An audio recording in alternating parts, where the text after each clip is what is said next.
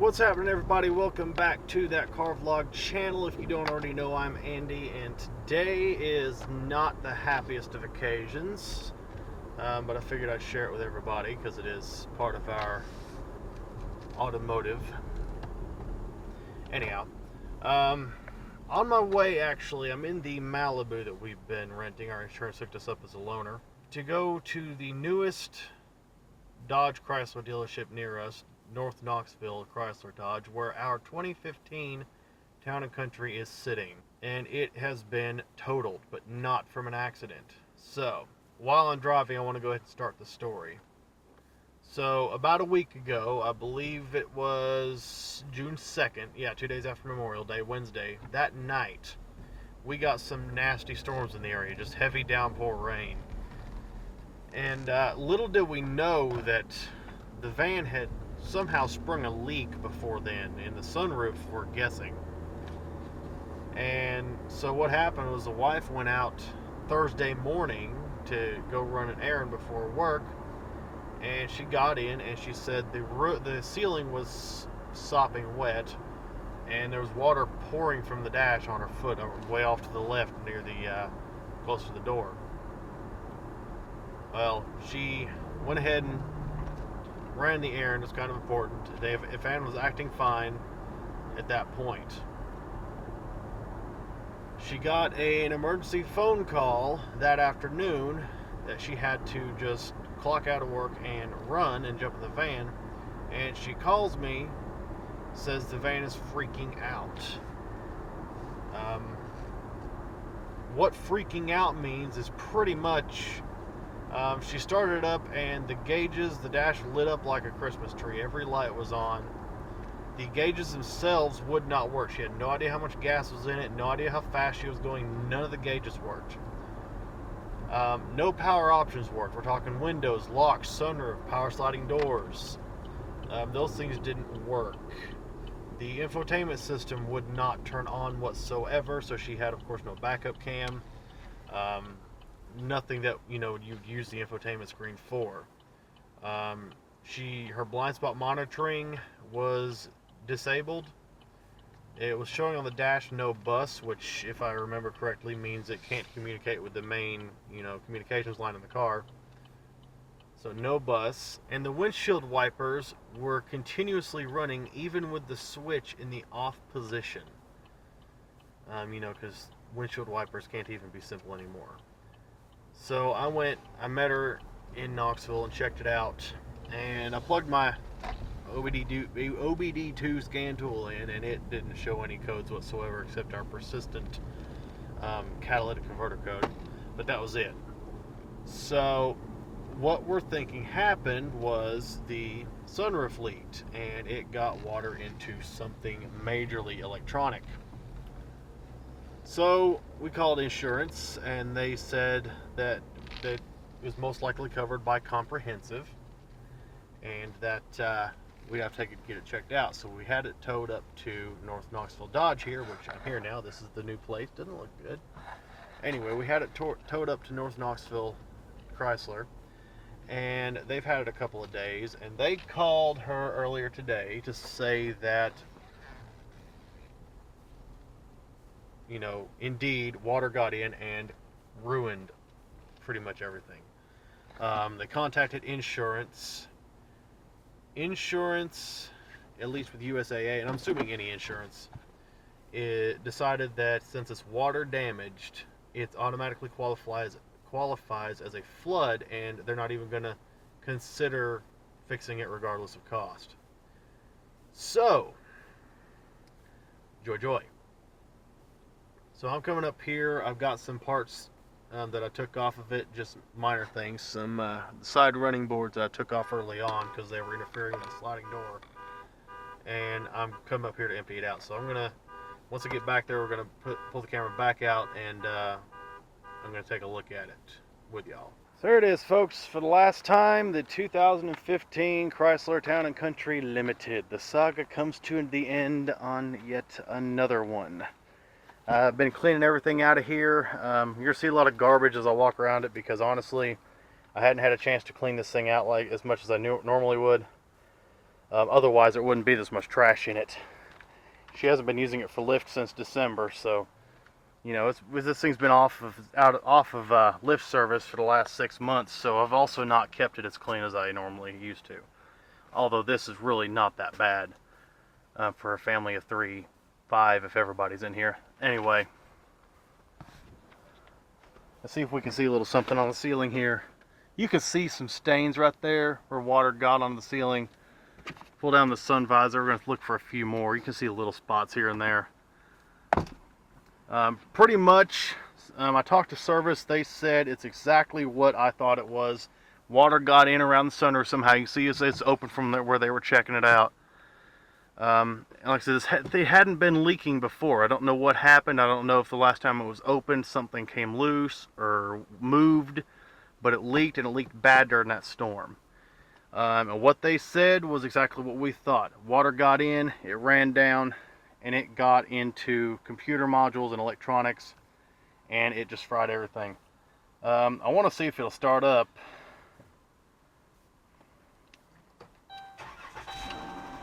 It is still starting. I want to see if it does everything. See, right now it's not doing any of the stuff that it was.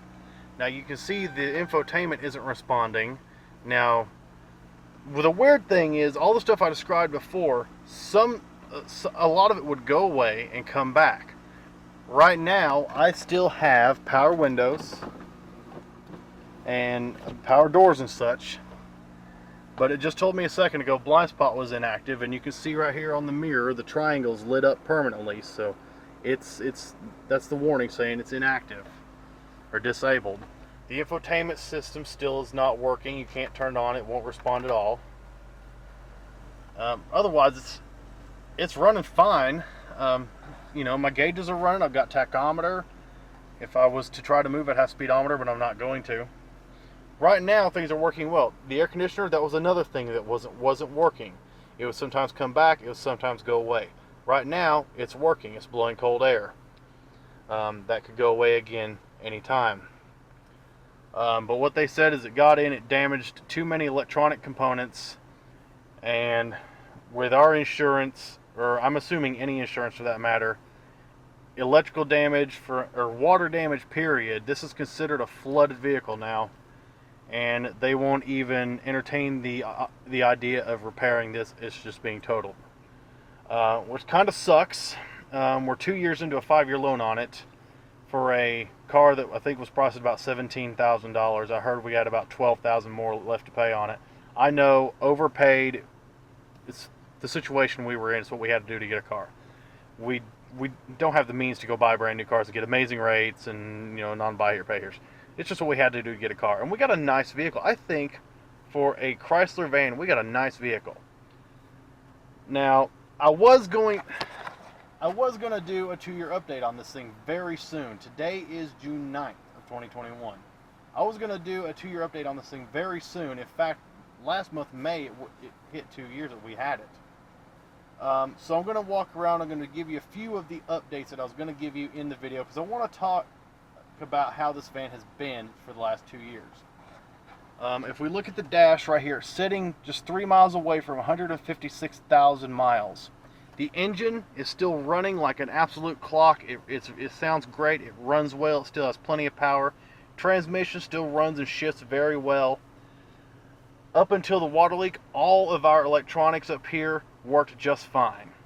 This has been a great vehicle, you know, and I'm a Scotty Kilmer subscriber. I'm a huge fan. I believe everything he says about cars. Obviously, he knows a lot more than I do, and he seems to really know his stuff. And so when he says something about a car, I take that as law pretty much. And he said over and over, these modern Chryslers, you know, made by Fiat Chrysler, they're not good. They don't last. But so far, this thing has made it to 156,000 miles, and the only reason it's being totaled is because of a leaky sunroof, which, you know, I guess says something good about these Chrysler Town Country, but at the same time, it really ticks me off. We're going to cut this thing off, and let's walk around real quick. So like I said, this thing has been great to us these 2 years. I could not compliment this thing enough. When she got this, I did not expect for it to do as well. as it has. But it's done great. A few things popped up over the course of the last several months that I was going to try to look into. Actually electrical, but not related to the sunroof. So this passenger side sliding door started out, the power window had trouble going up and down, and now it won't at all. Once again, before sunroof. It started out, you could open it power, but it would not close power. Now it won't move power at all. It's a manual door completely. Once again, this was before the sunroof, so I was going to try to look into that. This thing does have a rear zone climate control in it, and the fan back here would intermittently blow. So you'd be driving down the road and you'd hear it start blowing air, and then it cut off, and it cut on and cut off. So I was going to look into that too, although I imagine it probably wouldn't have been too easy. Not going to bother with that now. Come over to this side. This is actually not anything that's Chrysler's fault, or even ours for that matter. This right here, on this rear fender quarter right here, I hope it picks up well on camera. I had this thing parked at the warehouse at work one day, and I came out to move it out of the spot that I was going to park my work truck in, because, well, that's how I do it. I park it where the work truck goes so I can swap them out, and I guarantee I have a spot for my work truck. Anyhow, and for me, somebody had run into the van with what I'm guessing was a light blue painted pallet. Didn't say a word to me, didn't say a word to anybody, just hit it and left it. And I've been trying for a few months now to get my employer insurance to pay for this, and I have not been able to get any word back whatsoever, not so much as a get screwed regarding this problem. I don't know what the big deal is. Obviously it's not a big deal now because the car is totaled, but that is the only major cosmetic damage on the car. You know, there's a few paint blemishes here and there with age, 156,000 miles, but I'm not worried about it. This side panel to the seat, you know, this thing's broke off. The power controls are still attached. They still work just fine. Me and my wife are both larger people, so, you know, we do tend to slide across this thing. I thought maybe that's what did it. Oh, real quick, you see water sitting in this umbrella tray. I don't think that's supposed to be there. Anyway, little side note. I thought maybe us getting in and out of this would have been what did it. However, I've been to junkyards, I've looked in other caravans and town and countries, and I've seen these also broken off. So I'm thinking maybe it's just something that happens with extended use. Here on the ground next to all of our crap, our larger stuff that I still have to stick in the Malibu, I have the side running boards. Now the Limited came with these side running boards attached. And I took them off because the passenger side board, and I don't remember which one is which. I'm sure if I looked real close I could probably figure it out. But the passenger side board had been bumped up against a curb or something, and so every time we would open and close the passenger side door, you'd hear a pop. And this part of the door right here, you see this paint blemish right here, was snagging on that running board. And we didn't like that, so I just took both sides off to be symmetrical. Nothing wrong with them going back in the car. Insurance can do what they want with it. I obviously don't need them anymore. Let me give you one more just walk around it real quick before I leave it for good. Like I said, I can't say enough good things about this car. This thing has been really good to us. Let me close the hatch. You can see the rear end better. It's an absolute shame that this thing has to go in this fashion. It's just all of a sudden it's dead, you know. A good looking car, and obviously the best looking version of the Dodge Caravan, and 156,000 miles, and I mean a nearly flawless vehicle. Aside from replacing the headlight ballast in here when it went bad because of water leakage that we fixed, I haven't had to do any major repairs for this thing. Regular oil changes and keeping tires on it, air filters, and it's been great. It was supposed to make a trip next month in the middle of July up to New York. That's not going to happen. Hopefully we'll have something for that and we'll still be able to pull that off. Anyway, I'm going to wrap up here, take a few pictures, and I'll see y'all back in the Malibu.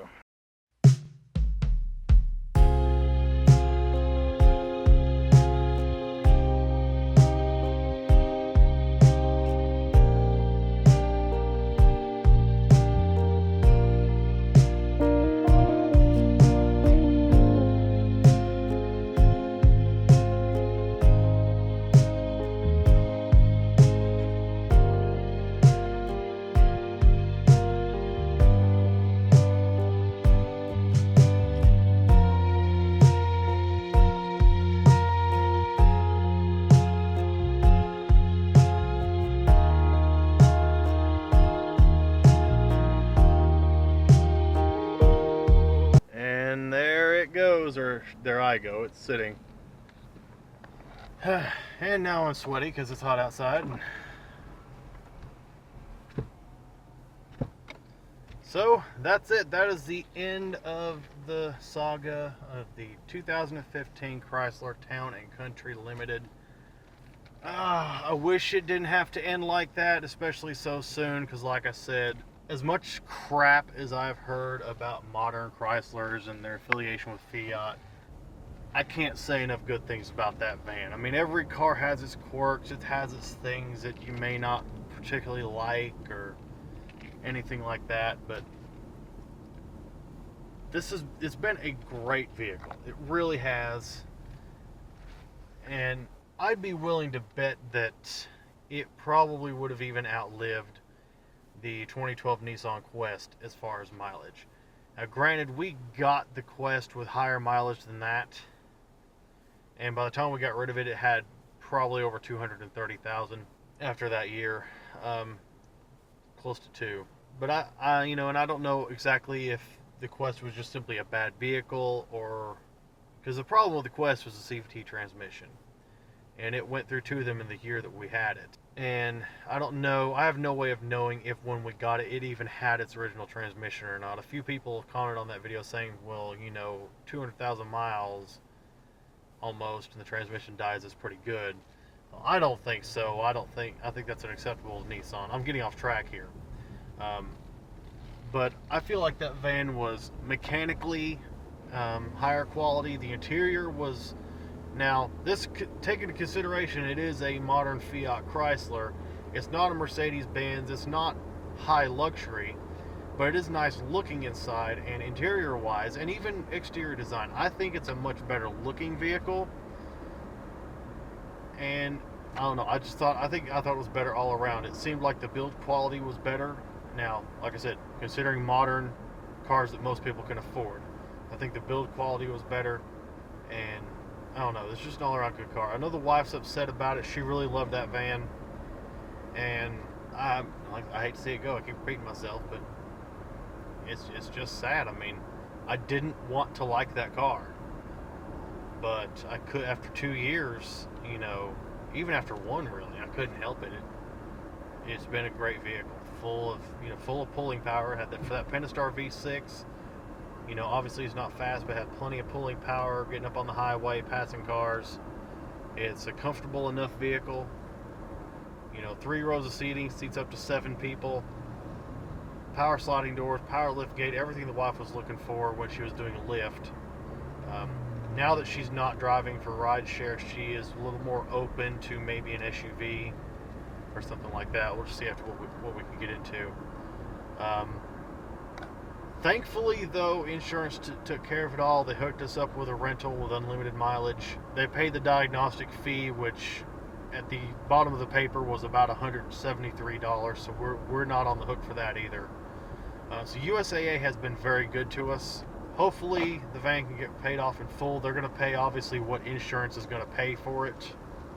I guarantee you it's not worth the $12,000 that's left owed on it. I don't remember if we do or not, but hopefully we do have gap insurance or gap coverage to make sure that whatever isn't paid off is forgiven. But as things progress, once we get into another vehicle, you know, as always, I'll keep everybody updated and make videos on it and whatnot. And good Lord, look at the rain. It has been doing this off and on all week so far. Just it'll be nice and clear, and then it'll pour down rain. And welcome to East Tennessee. You never know what it's going to do, even after looking at the forecast. Anyway, I guess that's going to do it for the unexpected final update on the 2015 Town & Country Limited. I'm not going to ask if you enjoyed the video, because I certainly didn't. It's definitely a sad day. I don't know, maybe if you're a Chrysler hater and you're happy to see him die, then maybe it does make you happy. It doesn't make me happy because it doesn't make the wife happy. And, you know, I miss having cars that last forever. My Dakota's old as the hills and it's still going. So, I mean, I don't know. Anyhow, if for some reason you did like it, or if you just like my stuff and you want to see more from me, make sure to subscribe to the channel if you haven't already. Turn on the notification bell. And look, it's already cleared up. Turn on the notification bell so you don't miss another video. Drop a like, drop a comment, and let me know what you think.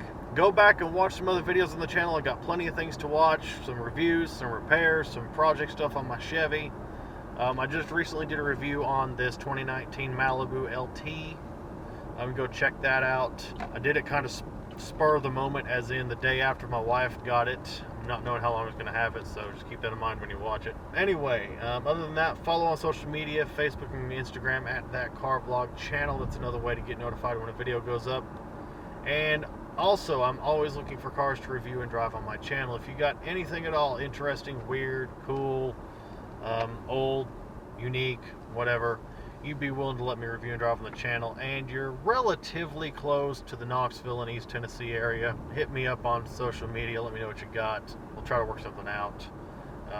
I got a list that I put a link to at the bottom of every video, in the description. A list I put together of cars that off the top of my head I would be interested in reviewing and driving. Some of them are a little more optimistic than others, like I think I've got a BMW i8 on that list. And then I've also got some other more common vehicles that, people like me could maybe hope to afford.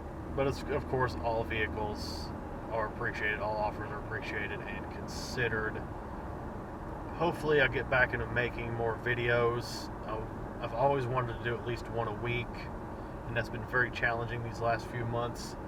So if you've been missing if you are subscribed, you've been wondering where I've been lately, it's just been a hectic last several months between my dad passing last September and then just every part, life is just full of surprises, and work is very time consuming. It's hard to find time to do things. Anyways, I think I've talked long enough. I'm sure y'all said that about 10 minutes ago. Like, share, subscribe, and y'all take care and count your blessings. Have a good one, guys.